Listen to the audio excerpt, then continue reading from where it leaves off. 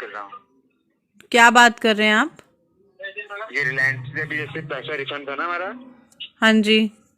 तो उसके रिगार्डिंग कहते हैं ये लास्ट के पूरा नंबर तो यही था हमारा, लेकिन लास्ट पता नहीं भैया क्या हो गया, मतलब क्या हो गया फिर?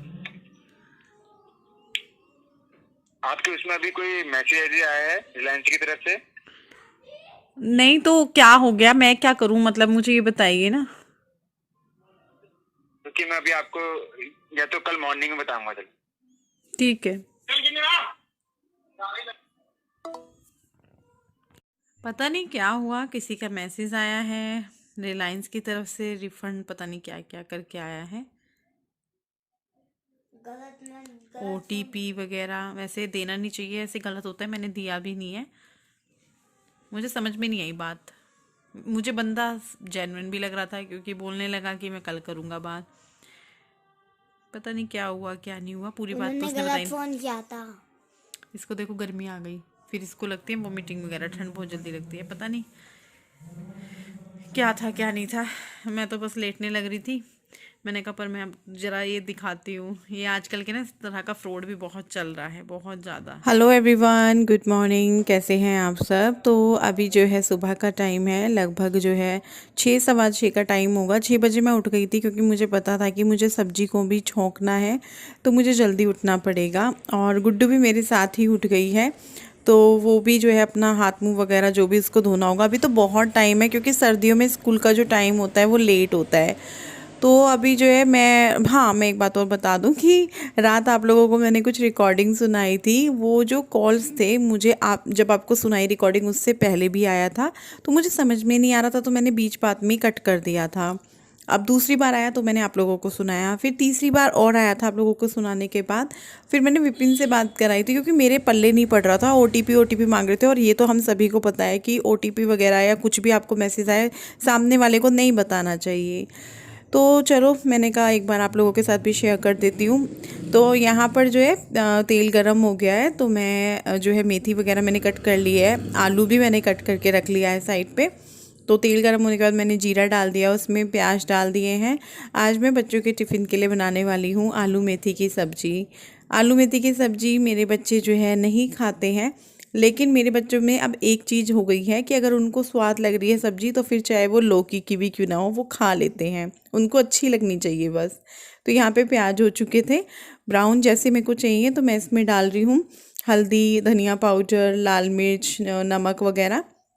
ये सारी चीज़ें डालने के बाद मैं मिक्स कर दूँगी, अच्छे से मिक्स कर दूँगी। और टमाटर अभी नहीं डालूँगी।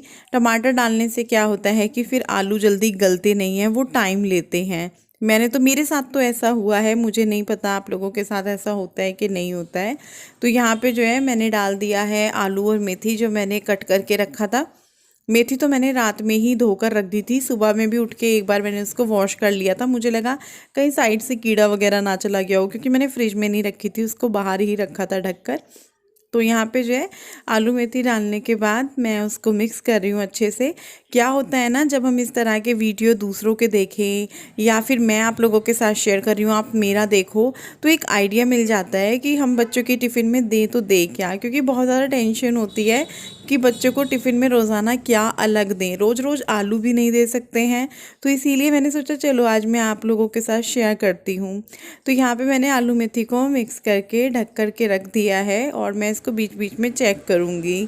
तो यहाँ पे मैं चेक कर रही हूँ सब्जी को। अभी तो मुझे पता था ये नहीं हुई होगी, लेकिन मुझे अभी इसमें डालना है टमाटर, क्योंकि आलू जो है वो 70% तक हो चुके हैं। तो इसीलिए मैं इसमें टमाटर डालूँगी। तो मैं बस उन्हीं को कट करने लगी थी चेक करने के बाद। और हाँ, एक बात और, आज जो मैं आप लोगों के साथ शेयर कर रही हूँ, ये आप बोल सकते हैं मेरा 6 से साढ़े 8 बजे तक का रूटीन है, जो थोड़ा सा बिज़ी होता है। अगर बच्चे आपके स्कूल, खैर बिज़ी तभी होगा जब स्कूल जा रहे होंगे। तो टिफ़िन की टेंशन होती है, बच्चों को टाइम से भेजने की टेंशन होती है, हस्बैंड को नाश्ता कराने की टेंशन होती है, तो सारी चीज़ें करनी होती हैं। तो अभी विपिन और तन्मय तो नहीं उठे हैं। तो यहाँ पे देखिए सब्ज़ी जो है हो चुकी है, टमाटर भी मैंने इसमें ऐड कर दिए हैं। और सब्जी लगभग पूरी हो ही चुकी है, तो मैं गैस बंद कर दूंगी और आगे के जो काम है वो करने स्टार्ट कर दूंगी। और सब्जी करते करते ही मैंने आटा लगा दिया था और यहाँ पे हमारी जो गुड्डू रानी है उसको करानी है अपनी चोटी। तो अभी जो है तन्मय और विपिन भी उठ चुके हैं थोड़ी देर पहले, तो वो दोनों भी अपना जो है लगे होंगे ब्रश वगैरह करने में, नहाने वगैरह में, तो वो कर रहे होंगे। इधर मेरी जिम्मेदारी थी गुड्डू के बाल बनाने की, क्योंकि उसके बाल तो मैं ही बना सकती हूँ, तन्मय के बाल तो विपिन भी बना लेते हैं। तो यहाँ पे मैं गुड्डू के बाल बना रही हूँ। इसको 2 चोटी करके जाना होता है। 2 चोटी में मेरे से बीच की मांग इसकी ठीक से नहीं निकलती है, टेढ़ी मेढ़ी हो ही जाती है। मैं बहुत कोशिश करती हूँ, 2-3 बार चोटी खोलती हूँ फिर खड़ी होती हूँ। अब खड़े होने पर क्या है कि इसकी हाइट थोड़ी मेरे से निकलती हुई हो गई है। तो अभी यहाँ पे मैं आई किचन में, मैंने फिर चाय बनाई और साथ ही साथ मैं बनाने लगी हूँ पराठे वगैरह। और हाँ, जैसे वीडियो कंटिन्यू चलता रहता है आप लोगों के लिए, तो कुछ लोगों को लगता है बस चले जा रहा है, रश्मि ने बीच में हैंड वॉश नहीं किए, रश्मि किचन में आई, रश्मि ने ये नहीं किया। बिल्कुल भी ऐसा नहीं होता है, बीच बीच में वीडियो रुकता भी है, हैंड वॉश भी होते हैं। ऐसा नहीं है कि कंटिन्यू बस मैं आपको लगता होगा वीडियो चल रहा है, लेकिन बीच बीच में गैप होता है। तो फिर मैंने इनके टिफ़िन लगाने अभी शुरू कर दिए हैं। अभी जो है किचन मैंने समेट दिया है, लेकिन अभी जो है मुझे गैस वगैरह साफ़ करनी है। लेकिन ये जान लग रहे हैं तो इनको मैं बाय बाय कर रही हूँ। नाश्ता वगैरह इनको करा दिया है और क्या नाम है, टिफ़िन दे दिए हैं बनाकर। गुड्डू मैं अंगूर रख रही थी, तूने मना कर दिया। तो चलो इनको बाय बाय करते हैं। मम्मी दा ढाबा, ओहो गिर दिया फ़ोन, हो गया मम्मी दा ढाबा। जा रहे हो आप? कहाँ हो आप? कहाँ हो आप? टूट गया? कहाँ से दिखाओ। ओहो एनिवर्सरी आ रही है, खर्चे और मत करो अभी। एक फ़ोन दिलाना पड़ेगा अब इनको। खाली रिकॉर्ड टूटा इसका। चलो जा रहे हो? इधर आओ,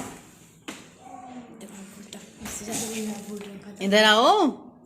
इनको आलू मेथी बहुत पसंद आई, दोनों को बहुत ज़्यादा। हाँ भाई तन्मय, क्या हो गया? ले लगा लेना।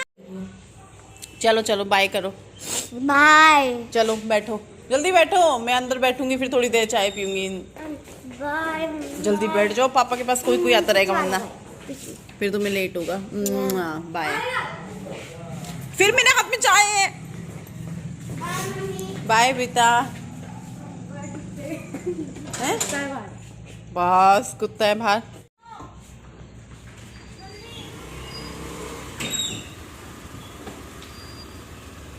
Bye bye.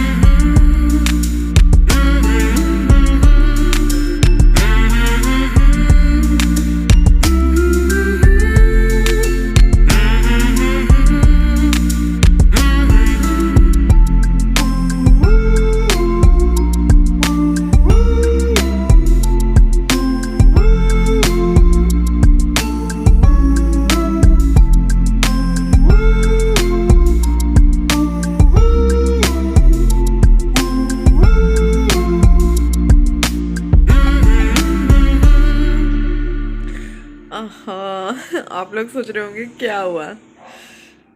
खूब रोई हूँ मैं अभी बच्चों के स्कूल जाने के बाद।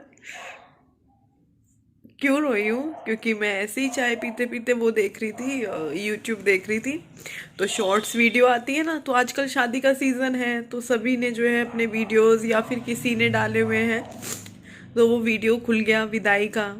फिर वो देखने लगी और वो देखा तो फिर मैं उनके चैनल पे गई, उनकी और वीडियोस देखे मैंने और मैं रोने लगी। अजीब सी चीज़ें होती हैं ना, बेटी खुशी के ही आंसू होते हैं वो, लेकिन मुझे लगता है कि दुख के आंसू भी होते होंगे ना कहीं एक दिल में डर होता होगा कि हमारी बेटी जा रही है, कैसे रहेगी कैसे नहीं रहेगी, क्या होगा क्या नहीं होगा, परिवार कैसा होगा, उसको कैसे रखेंगे। वो बहुत सारी चीजें होती हैं, एक डर होता होगा मुझे लगता है माँ के दिल में। अभी तो बहुत टाइम है, बहुत टाइम है, बहुत ज़्यादा टाइम है। खैर अभी तो, पर फिर भी पता नहीं क्यों जब मैं ये इस तरह की चीज़ें देखती हूँ या आस पड़ोस में लड़की की शादी देखती हूँ तो मुझे ना इस तरह की फीलिंग होने लगती है और बहुत ज़्यादा होने लगती है। मैं आपको बता नहीं सकती, जब जैसे गरिमा की शादी हुई उस दिन मुझे पूरा दिन गुड्डू को ही वो रहा, गुड्डू की शादी होगी, मैं कैसे उसको विदा करूँगी, कैसे, मतलब मैं बता नहीं सकती आप लोगों को। और फिर मैं ये अपने आप को खुद समझाती हूँ कि अभी थोड़ी ना वो टाइम आ रहा है, अभी तो उसमें कम से कम 15 साल है या जितने भी साल हैं, बहुत टाइम है अभी तो मैं खुद ही फिर अपने ऊपर वो करती हूँ कि नहीं नहीं मैं क्या सोच रही हूँ खामोखा की चीजें। आप लोगों में जिनकी बेटी हो और उनकी अभी भी शादी हुई हो, जिनकी बेटी की अगर कोई ऐसा देखता है जिनकी बेटी की अभी अभी हाल फिलहाल में शादी हुई है, तो वो अपनी फीलिंग्स मुझे ज़रूर बताना, मैं वो फीलिंग्स जानना चाहती हूँ कि कैसा लगता है, क्या लगता है। डर होता होगा मन में क्योंकि मुझे ऐसे लगने लगता है यार मेरी बेटी की शादी होगी, होती है, देखो बेटी हो बेटा हो दोनों की शादी होती है, तो फिर मैं ये सोचने लगती हूँ कैसे, मतलब कैसे रहेगी, कैसे रखेंगे, क्या उसके साथ बातें करेंगे कुछ। जैसे होता है ना, हम सुनते भी हैं दुनिया बेशक आगे बढ़ रही है, सब चीज़ें हो रही हैं, कहते भी हैं किस्मत से जो है चीज़ें मिलती हैं, अच्छा परिवार मिल जाए तो बहुत ज़्यादा वो रहता है। अब हमारी शादी हुई, हमें सब कुछ अच्छा ही मिला, थोड़ी बहुत चीज़ें चलती हैं, देखो अगर थोड़ी बहुत चीज़ें ऊपर नीचे हो जाए ना वो चलती हैं, लेकिन क्या क्या सोच रही हूँ ना खामोखा की चीज़ें। ऐसे ही होता है मेरे साथ, कुछ किसी की विदाई देख लूं, किसी की लड़की की शादी हो, किसी का कभी भी देख लूं, मुझे अजीबोगरीब सी फीलिंग होने लगती है, मैं खूब रोती भी हूँ। और फिर जो जैसे गुड्डू, अगर जैसे अभी तो स्कूल गई हुई है, अगर बाई चांस गुड्डू यही होती तो फिर मैं उसको आके प्यार करने लगती हूँ खामोखा, वो भी सोचती है मम्मी को क्या हो गया, तो मैं उसको प्यार करने लगती हूँ, उसको निहारने लगती हूँ। फिर मैं ये सोचने लगती हूँ कि नहीं अभी जितना टाइम ये मेरे पास है ना, मैं इसको वो सब कुछ कर दूँ जो उसको चाहिए।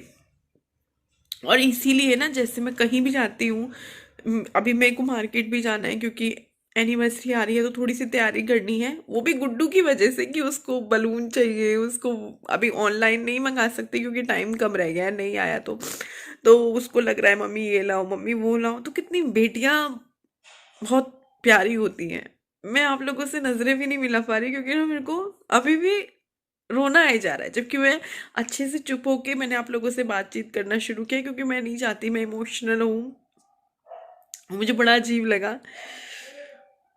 मैंने कहा यार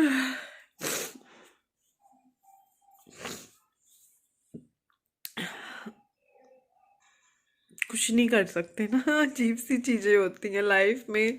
खुशी का पल भी है, बस लड़कियों को, सबकी लड़कियों को, सबकी बेटियों को भगवान एक अच्छा परिवार मिल जाए। अजीबो गरीब बातें कर ली मैंने आपसे कितनी देर, चलो मैं अपना काम करती हूँ, फिर मिलूंगी आपसे।